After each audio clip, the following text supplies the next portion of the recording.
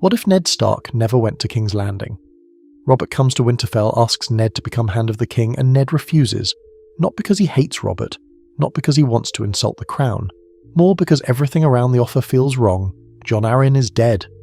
Lysa Arryn's letter warns that the Lannisters are involved.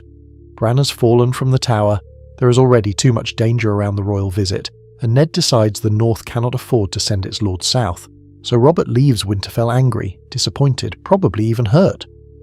But Ned stays. That one decision cuts the Stark family out of the trap in King's Landing. Sansa and Arya do not become hostages of the Lannister court. Ned does not start investigating Robert's children inside the capital. Littlefinger does not get the chance to sell him out in the throne room. Joffrey does not execute him in front of the Great Sept of Baelor. And Robb Stark does not call the banners to save his father. That is the first big change. But the better story is not just that Ned survives. The better story is what Ned does with that survival. Because the North has problems of its own. Benjen Stark is missing beyond the wall. Jon Snow is at Castle Black. The Night's Watch is already finding strange things in the forest. And soon, word comes south that dead men have risen inside the wall itself. So Ned's refusal does not create a peaceful world. It keeps him in the one place where he may actually matter most. Hello everyone, and welcome to Storyteller's Codex. Here we delve deep into the rich lore of the Lord of the Rings, a song of ice and fire, and the vast worlds beyond. So sit back, relax, and enjoy. King's Landing keeps moving without Ned Stark. Jon Arryn is still dead. Stannis still knows something is wrong with Robert's children, because he and Jon Arryn were already looking into Joffrey, Myrcella and Tommen before the story begins. They were visiting Robert's bastards. They were checking the old book of noble lineages. They were noticing the same pattern Ned eventually notices in the books. Baratheon children come out black-haired again and again, but Cersei's children are all golden. The problem is that without Ned in King's Landing, the secret does not become public in the same way. Stannis can believe it, he can be certain of it. But he is not loved, and he does not have much proof that the realm will accept. So Joffrey remains Robert's heir in the eyes of the court. Cersei has more time. Pycelle can keep supporting the official story. Varys can watch and wait. Littlefinger can keep the royal finances moving, while quietly making the whole system more unstable. Robert is still surrounded by people who benefit from him not paying attention, and Robert is still Robert. He drinks, he hunts, he spends, he ignores the debt, he complains about ruling but keeps wearing the crown. He has the same old anger toward the Targaryens, the same weakness for pleasure, and the same blind spot when it comes to the Lannisters. So Cersei does not need a sudden throne room crisis. She just needs Robert to keep being careless. Sooner or later there is another hunt, another cup of strong wine, another moment where Robert's own habits can be turned against him. When he dies, Joffrey is crowned without Ned standing in the room to challenge it. That gives the Lannisters a cleaner start, but it also leaves Stannis alive on Dragonstone, holding a truth that no one wants to hear. After Robert dies, the Baratheon split still happens. Stannis claims the throne by right. Renly claims it because he has the better army, the better image, and the Tyrells behind him. This part does not need Ned to happen. Renly is already ambitious. Stannis is already rigid. The Tyrells still want influence. Cersei still needs Joffrey on the throne. But the balance of power is different. There is no Robb Stark smashing Lannister armies in the west. Jaime is not captured in the Whispering Wood. Tywin is not forced to divide his attention between Robb, the Riverlands, and the capital. That makes the Lannister position much stronger. Stannis still gathers what strength he can. Melisandre still pushes him with visions, prophecy, and the language of destiny. Renly still becomes the bright, easy claimant that people prefer to follow, and one way or another, Renly is removed from the board. Stannis absorbs part of Renly's strength, marches on King's Landing and reaches the Blackwater. But this time, King's Landing is better prepared. Tywin is not being dragged west by Robb. The Tyrell alliance can form earlier, and with less desperation. Tyrion may still prepare the chain and wildfire, but the capital does not need a miracle in quite the same way. Stannis loses, badly. He returns to Dragonstone with fewer ships, fewer men, and almost no path left to the Iron Throne. That is when the Northern letters matter. The Night's Watch is calling for help. Strange dead things have already crossed the wall. Mormont's ranging has gone wrong. Jon Snow's warnings are no longer just stories from a frightened boy, and Melisandre sees danger in the flames, so Stannis makes the same kind of pivot he makes in the books, but with one massive difference. When he sails north, he is not arriving in a broken kingdom ruled by Boltons, he is arriving in Ned Stark's north. While the south tears itself apart, Winterfell becomes the centre of a different kind of war. Ned hears about the 2 dead men brought back to Castle Black. He hears how one of them rises in the night and nearly kills Lord Commander Jorah Mormont. He hears that Jon burns the thing with fire. That is not normal wildling trouble. Ned may not instantly believe every old story about the others. He is still practical.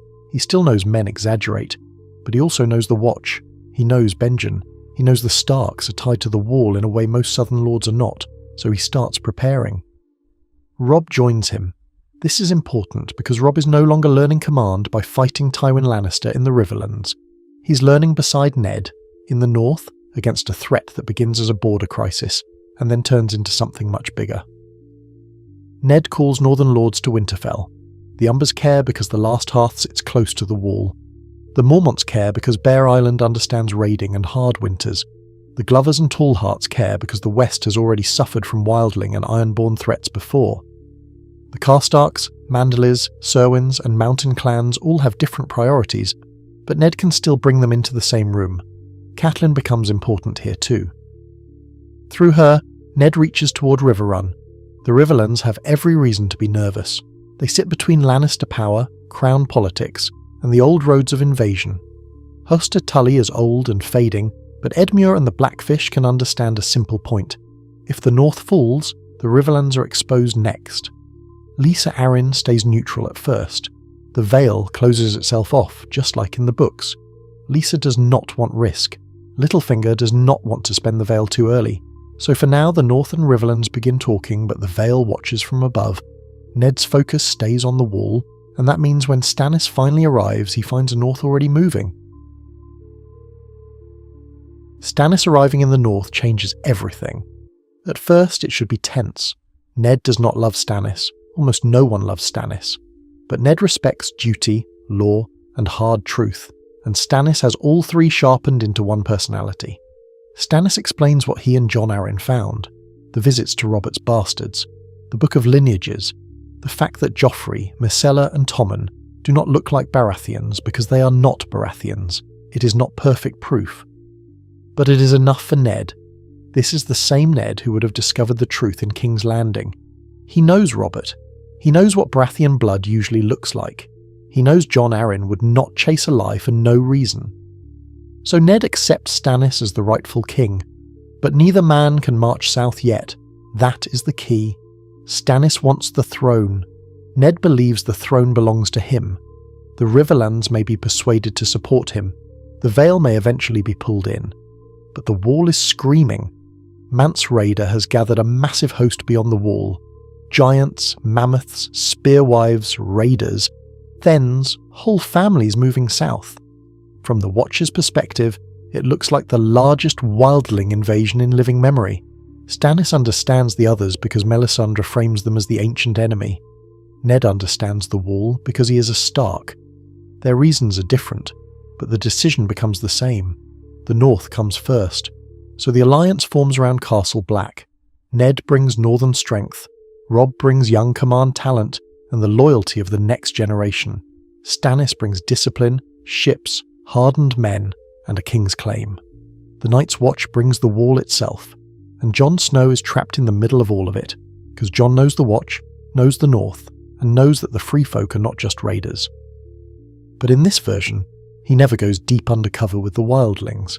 He never lives among them long enough to fully understand what Mance is really doing. That missing experience is going to cost everyone. The first major war is against Mance Rayder, and this time the wildlings do not get the version of events they get in the books.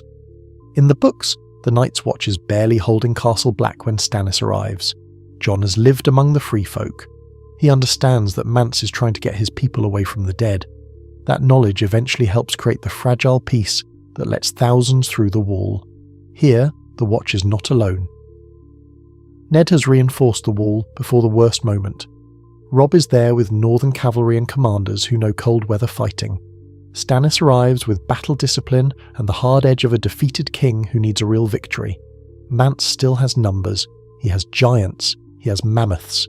He has the Thenns under the Magna. He has Tormund, Harmer Dogshead, Rattleshirt, Spearwives, raiders from the frozen shore, and thousands of people who have no way back. But he is attacking a wall that is actually supported. That changes the battle completely. The first wildling assaults are broken by the watch from above. Northern archers and scouts punish the flanks. Stannis uses heavy infantry where the terrain allows it. Robb begins to prove himself, not with flashy southern charges, but by reading movement in the snow, cutting off smaller groups, and forcing the wildling host into worse ground. Jon sees enough to understand something is wrong. These are not just warriors. There are families behind them, old people, children, herds, people moving because they cannot stay where they were. But Jon does not have the authority to stop the battle, and Ned has Bran to worry about. Because during the chaos around Winterfell and the Wall, Mance makes a desperate move. Wildlings slip south not to win a battle, but to take leverage. Bran Stark is captured. Mance knows exactly what Bran is worth. A son of Ned Stark. A hostage who might force the North and Stannis to pause. Ned refuses to believe the first message at full value. It sounds like a trick. It sounds like wildling desperation. Then Jon sees Bran with his own eyes during the retreat. But it is too late. Mance's host is broken, and the survivors flee toward the one place they think ships may save them. Hardhome. Hardhome becomes the second catastrophe. In the books, Hardhome is already a nightmare waiting to happen. Mother Mole leads thousands there after the wildlings are defeated, promising ships and salvation. Instead, the place fills with hunger, panic, slavers, dead things in the woods, dead things in the water, and Melisandre's vision of fires going out beneath the cliff. Here, the numbers are even worse. Because Mance loses badly at the Wall, more survivors run east in a panic. They are not being negotiated through the Wall. They are not being settled in the Gift. They are not bending the knee to Stannis. They are not being filtered through Jon's risky peace. They are trapped between the Wall and the dead. So Hardhome fills beyond anything it can handle. Mance reaches it with Bran, with the remains of his host, and with people who now understand that defeat at the Wall may have doomed them. The others come after them. This is where the mistake becomes massive. By crushing the wildlings instead of absorbing them, the living have handed the dead an army. Tens of thousands die at Hardhome. Then they rise. Giants, raiders, spearwives, Thenns, children, mammoths. Whole communities that Mance had spent years gathering are turned into weapons. And because Jon never joins the wildlings, he never reaches the same understanding of their fear. Because Sam's discovery with Dragonglass does not spread in the same way, humanity does not yet understand how to kill the others themselves. Fire can stop whites, but that only solves the smaller problem. Hardhome becomes the place where the dead multiply. Mance escapes, but barely. He escapes with Bran because Bran is still the only thing that might buy him a future. He thinks he can ransom the boy, trade him to Jon, trade him to Ned, use him to save a handful of survivors, but the path away from Hardhome does not lead back to the Wall. It leads deeper into the haunted forest, and that is where Cold Hands finds them. Bran's story becomes very different here. He's not quietly led out of a ruined Winterfell by Jojen and Meera after Theon takes the castle. Winterfell never falls that way. Instead, Bran is stolen from a living Winterfell by wildlings who need a hostage. That makes his journey darker right from the start. He sees the wildling defeat, he sees Hardhome, he sees what happens when people are cornered between northern armies and the others, and he begins to understand the war before most lords even believe it exists. Mance wants to use him. That part is simple. But Mance is also watching his people die. By the time he escapes Hardhome, he is not the king of a great host anymore. He is a survivor with a hostage, a few followers, and no safe road. Cold Hands changes the direction of the story. He does not come as a normal rescuer. He comes like something from the old tales, dead but not white, serving a purpose no one fully understands. Bran is the one he wants. Mance has no good options. Returning to the Wall means surrender. Going south means crossing lands filled with enemies. Staying in the haunted forest means death. So he follows Cold Hands. That creates one of the strangest groups in the whole story. Bran Stark, the hostage who may become a Greenseer. Mance Rayder, the broken king beyond the wall, a handful of wildling survivors who have seen Hardhome fall, and Cold Hands, guiding them toward Bloodraven's cave.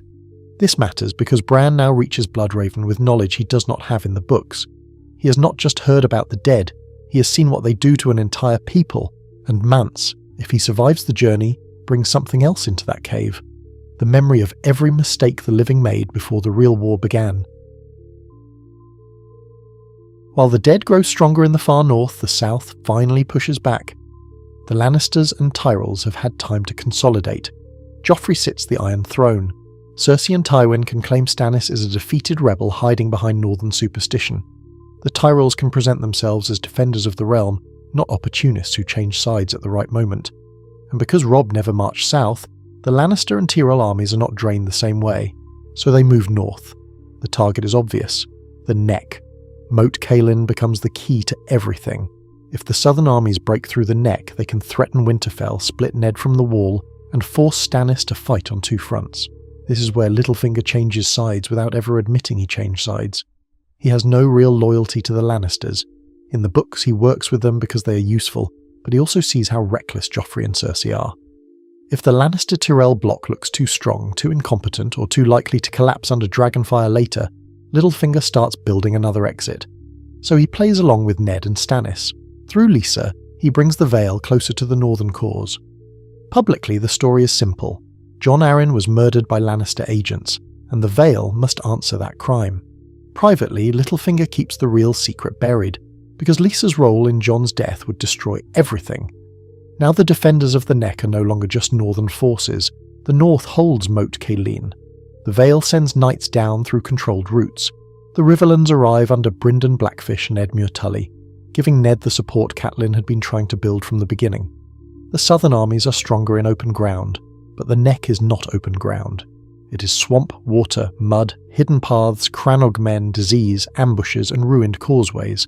Tywin can win battles, Mace Tyrell can bring numbers, but neither of them can easily force a clean victory in the Neck. So the war slows into raids, traps, burned supply lines, and constant skirmishes. The south cannot break through, the north cannot fully turn away from the wall, and every month spent here gives the others more time. Then the Ironborn attack. Balon Greyjoy still wants his crown. That part does not change. If anything, this situation tempts him even more. The north is pulled between the wall and the Neck. Robb is not marching in the west, so there are fewer easy chances for Balon to prove himself by striking at undefended coastlines. But the north is still distracted, and Balon has always preferred attacking the side that cannot easily answer. This time, the attack is larger. Victarion brings the Iron Fleet's strength. Aeron gives it religious fire. And Euron, instead of being absent from the early phase, returns sooner and makes the whole situation uglier. That changes the Ironborn threat. Balon wants the old way. Victarion wants obedience and battle. Aeron wants the drowned god honoured. Euron wants something much stranger. The western coast of the north becomes another front. Deepwood Motte, Bear Island, the Stony Shore, fishing villages, small holds and coastal roads all become targets. The Glovers and Mormonts are forced to split attention. White Harbour has to think about ships and supply lines. Winterfell has to decide where men are needed most. And Theon is caught in the middle. If he is still at Winterfell, he is no longer getting the perfect chance to take the castle with the north emptied out. Ned is alive, Robb is present, Theon is watched, but Balon can still use him as a political weapon, a son raised by Starks, a hostage who never fully became one of them, a Greyjoy whose loyalty everyone doubts. The Ironborn raids do not conquer the north, but they do something almost as dangerous. They stretch it. Ned needs men at the wall, Robb needs men at the Neck, the western coast needs ships, the Riverlands need the southern front held, Stannis needs the northern alliance intact, so the living are not defeated by one enemy, they are pulled apart by three, the Lannisters and Tyrells at the Neck, the Ironborn on the western coast, the others gathering beyond the wall. Across the sea, the Targaryen story begins close to the path we know, but then it becomes much more dangerous for Westeros. Viserys is still Viserys. He still wants a crown without understanding what power actually costs. He still sees Daenerys as a tool. He still thinks people owe him obedience because of his name. But before he dies, Dorne gets pulled in more directly. Arianne Martell is tied to him through marriage. because Doran and Oberyn want a path back to Targaryen restoration and revenge for Elia Martell. It is a bad match politically and personally. Viserys is too unstable to be the future Dorne wants, so when Khal Drogo finally kills him, the Martells do not lose the whole plan. They shift. Daenerys survives Drogo's fall, walks into the funeral pyre and wakes the dragons. That is the moment everything changes. Now the Targaryen cause has something real again, not just a name, dragons. Daenerys still gathers strength in Essos. She still becomes the breaker of chains. The Unsullied still become hers. The Dothraki still matter, first through Drogo's legacy, and then through what Daenerys becomes. Cities like Astapor, Yunkai, and Meereen still shape her into a ruler who is not just a claimant but a conqueror. But Varys and Illyrio have another piece. Aegon Targaryen, the boy raised for rule, the polished prince, the one the Golden Company is ready to support. In this version, the Martells do not stay on the edge too long. Oberyn especially sees the chance. Daenerys has dragons. Aegon has the image of a king. Dorne has revenge. The Golden Company has discipline and exile-born hunger. The Unsullied have perfect battlefield reliability. The Dothraki bring speed and terror, so Daenerys and Aegon marry. And Aegon becomes a dragon rider. That is the nightmare version for King's Landing. Not one Targaryen with dragons, two, with Dorne, the Golden Company, the Unsullied, Dothraki riders, and 3 grown dragons behind them. The Targaryen invasion does not begin with a slow march through the Stormlands. It goes straight for the heart. King's Landing. The Lannisters and Tyrells are strong on land, but their strength is pointed north. Their best armies are tied to the neck, to supply lines, to the long political effort of breaking Ned and Stannis. They are not ready for Dragon War. And this is not Aegon landing alone with the Golden Company. This is Daenerys and Aegon together. Dawn rises in support. The Golden Company lands with purpose. Unsullied secure streets and gates. Dothraki riders spread panic outside the city. Dragons make every wall and tower feel temporary. Cersei cannot scheme her way out of that. Joffrey cannot command his way out of it. Tywin can understand the danger, but understanding a dragon is not the same as stopping one. King's Landing falls. Maybe the city surrenders after a display of dragonfire over the Blackwater. Maybe one gate is opened by Varys' people. Maybe Dawn and the Golden Company coordinate a strike while the court is still arguing over whether the main threat is Stannis in the north. Either way, the capital changes hands. Joffrey's crown collapses. Cersei's rule ends. The Lannister claim is exposed as weak, false, and unable to protect the city. The Tyrells now face a brutal choice. Keep fighting for a dead political project, or try to survive the Dragon Kings.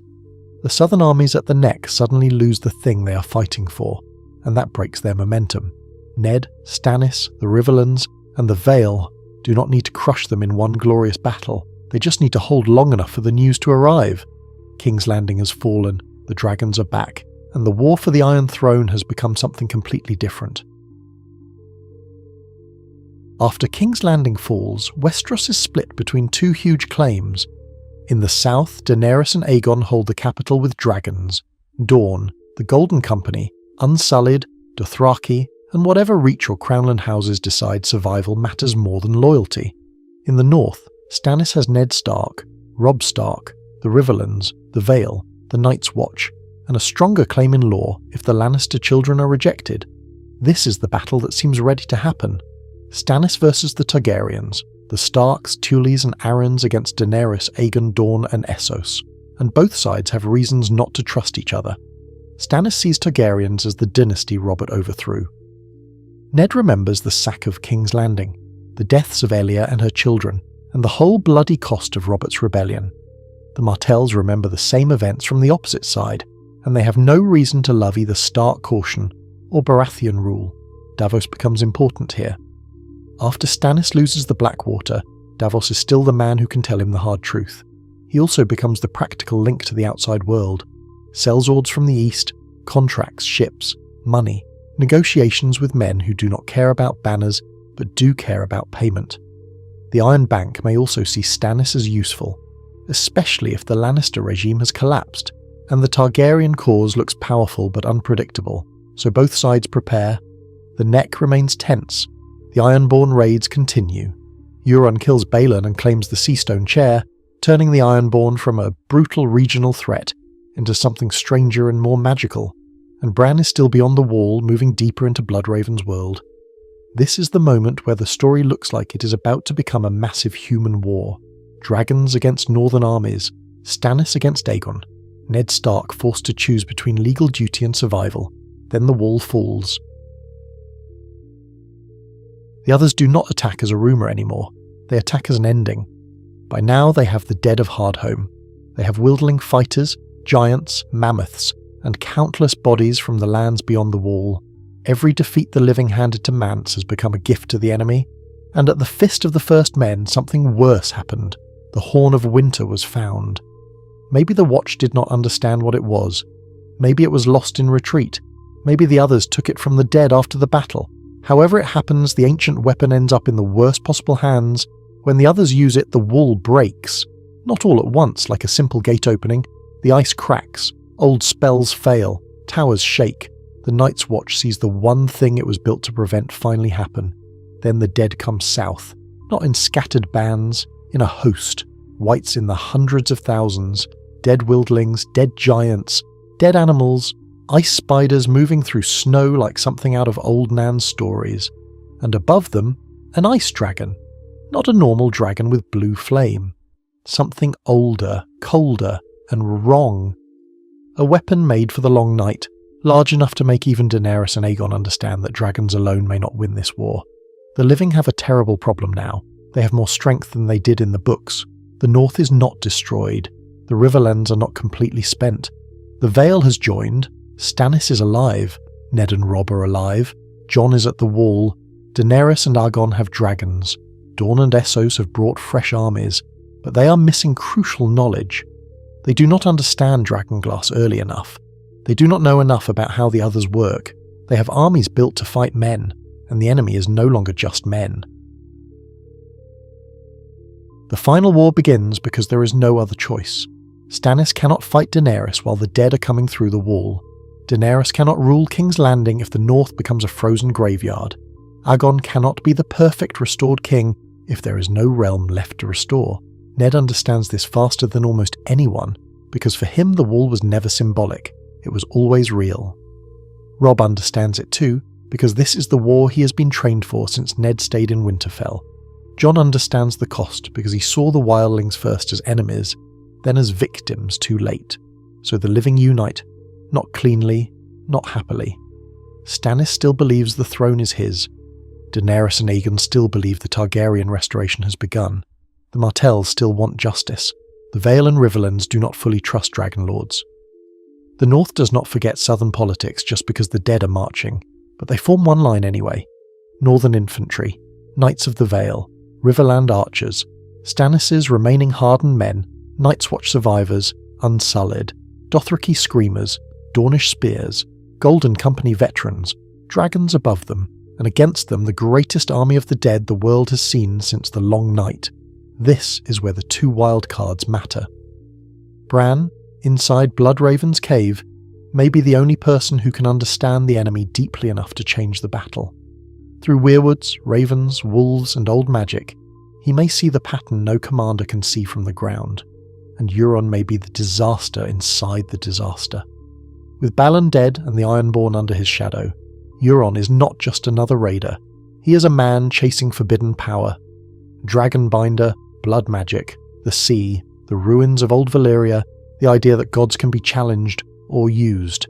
He could strike at Daenerys, he could try to bind a dragon, he could try to use the chaos of the Long Night to crown himself over whatever survives, or he could accidentally become the thing that breaks the balance at the worst possible moment.